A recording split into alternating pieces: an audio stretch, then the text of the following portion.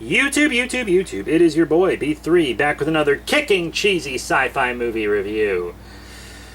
This one's pretty cool. It's got some bigger names in it. It probably has the biggest names in it out of anything in the 50 movie sci-fi classics sets that we have been reviewing.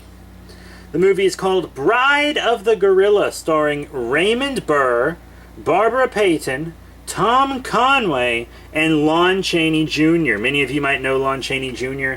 He usually plays the monster. He didn't play the monster this time around. He played a cop. He played like the police chief. And then Raymond Burr played the monster. And many of you probably know Raymond Burr because I have many Godzilla fans on this channel. And he was, of course, in Godzilla King of the Monsters and The Return of Godzilla. Very, very cool. It's from 1951, it is black and white, and it is unrated. And if you're a Universal horror fan, this will be a movie for you. There are lots of good ape horror movies, and lots of good ones, lots of good horror movies with Lon Chaney Jr. in them also. And this is a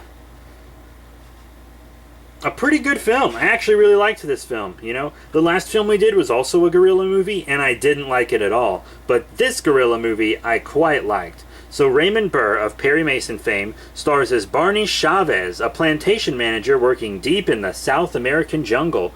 Barney has a yen for the beautiful wife of his employer and decides to murder the old man to have her for himself. Unfortunately for Barney, a native sorcerer witnesses the crime and puts a curse on him that transforms him by night into a murderous gorilla. So he's a were-gorilla. We've had a werewolf movie in this set. We've had a were-wasp movie in this set. And now we have a were-gorilla movie in this set. Wow. Were creatures are cool, gotta admit. So he, like, feels this attraction to the jungle. Right? He, like, can't stay out of the jungle. Whenever he goes in at night, he turns into this gorilla creature, and he just kills. He just loves killing animals. I don't think he ever actually gets around to killing people. I think it would have been more interesting if he would have killed some more people, maybe. Or if we would have seen the gorilla doing some stuff. But there's some great shots with, like, him, but his reflection is the gorilla. And the gorilla suit looks pretty good, too. You know, this movie, okay, was made in 1951. And the gorilla movie reviewed last time, Kong Island, was made in 1968. And the gorilla suit in the 1951 Bride of the Gorilla looks better than the gorilla suits in the 1968 Kong Island, which is pretty impressive. It looks quite good.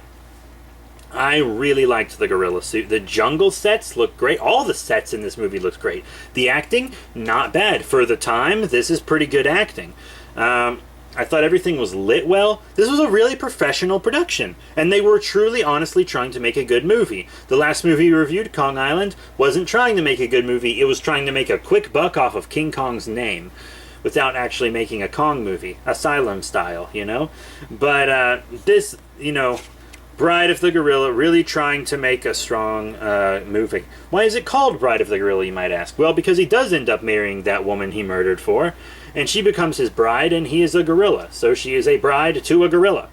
And he does attack her in the end, and there's all this psychological stuff, and it's like, is he really turning into a monster, or is he just crazy with guilt because of his murder? Or has he been poisoned, and it turns out he has been poisoned, but the poison is making him turn into the were-gorilla, and it's pretty cool. It's a pretty cool movie. I thought the ending could have had a bit more of a climax, to be completely honest. The ending could have been a bit grander, but it was still a pretty good movie. So if you're a fan of, like, ape movies or classic horror, classic sci-fi, Bride of the Gorilla is definitely a film you should check out. I hadn't seen it before I watched it in this set, like some of these movies, like the one we're reviewing next time, Attack of the Monsters, but I had heard of Bride of the Gorilla, and I'm glad I'm finally able to see it. So next time we will be reviewing Attack of the Monsters, which is one of my favorite Showa Gamera films. So we're finally getting into Showa Gamera. The next 2 reviews should be Showa Gamera films. So that's it. Thank you all once again for your support, and I'll see you all later.